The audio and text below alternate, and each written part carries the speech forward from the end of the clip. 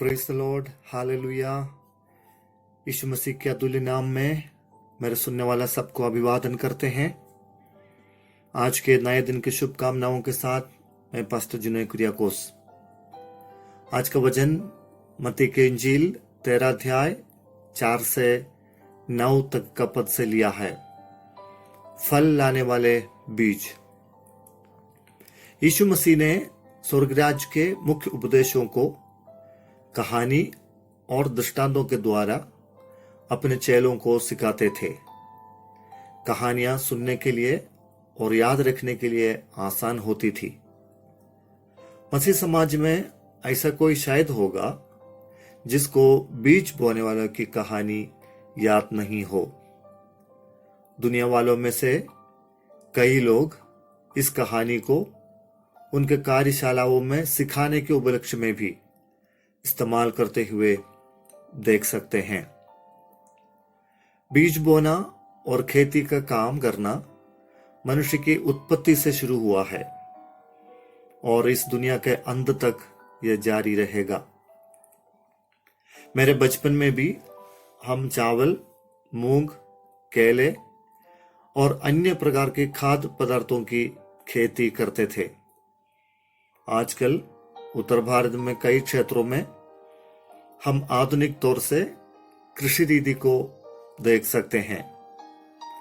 तकनीक कोई भी क्यों ना हो, बीज बोए बिना कोई भी कार्य नहीं होता है।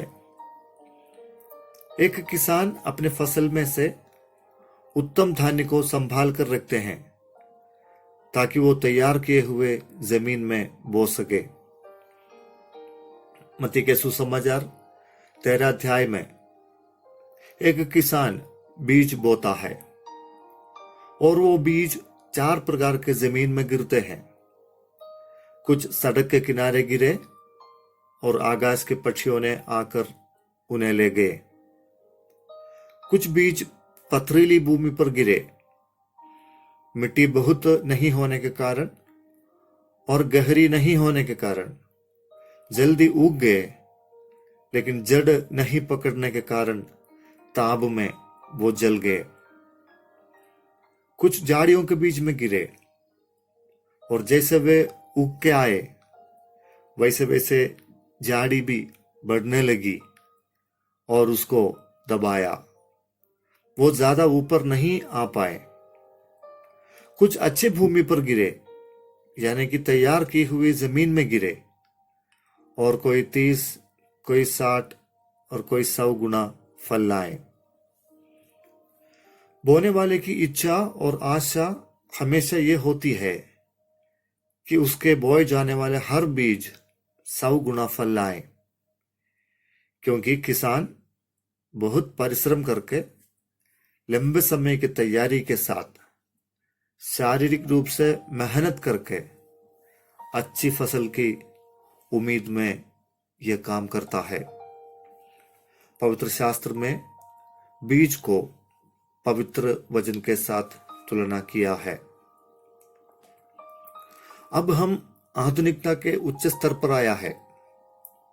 बीज बोने के लिए या वचन प्रचार करने के लिए नए नए तरीकाएं सुविधा के अनुसार इस्तेमाल कर रहे हैं। पिछले कुछ महीनों का विश्लेषण करें तो बीज बोने वालों का अंबार देख सकते हैं।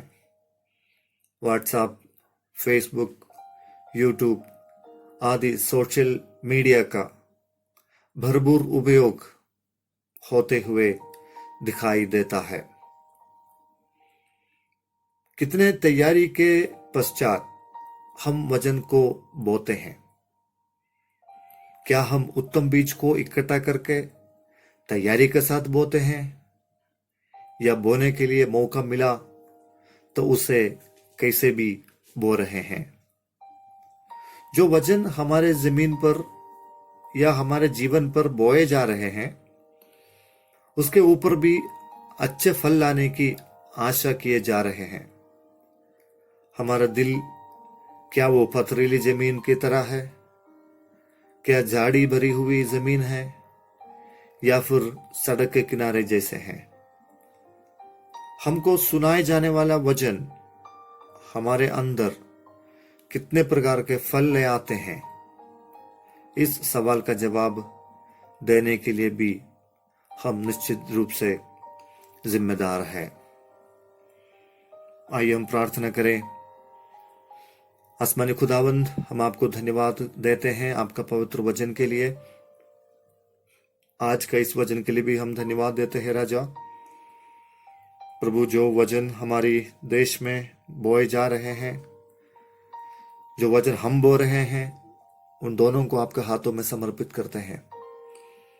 आशा के साथ, उम्मीद के साथ प्रभु, एक अच्छा फसल के लिए हम आपके ओर ताकते हैं। जो वचन हम सुन रहे हैं वो भी 100 गुना फल लाने के लिए हमारे अंदर कार्य करने पाए, कलीसिया को बढ़ाए, विकसित करे, वचन में मजबूत करे। आज के सुंदर दिन के लिए धन्यवाद। सुनने वाले प्रत्येक को आशीष करे। यीशु नासरी के नाम से प्रार्थना मांगते हैं, आमीन।